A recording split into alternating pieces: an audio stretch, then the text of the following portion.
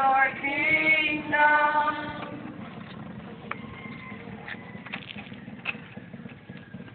Ika-anim na istasyon. Pinahiran ni Veronica ang mukha ni Jesus.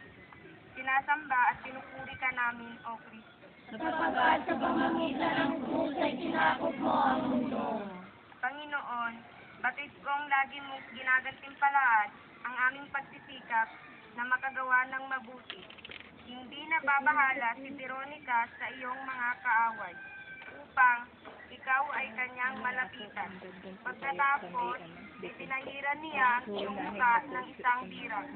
Inanti mo karakaraka sa kanyang pagkahabag, lakas ng loob at katapatan.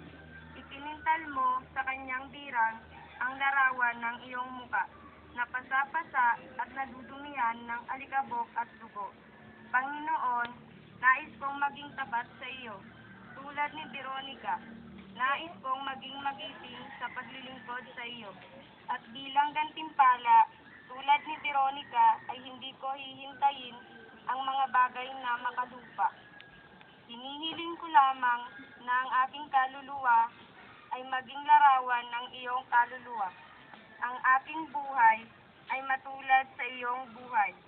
Ang aking puso ay kaparis ng iyong puso.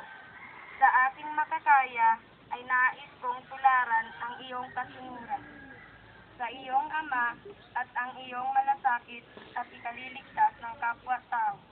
Luwalhati sa Diyos Ama, Anak at Espiritu Santo. Sa para ng una, ngayon, at kapailanman, at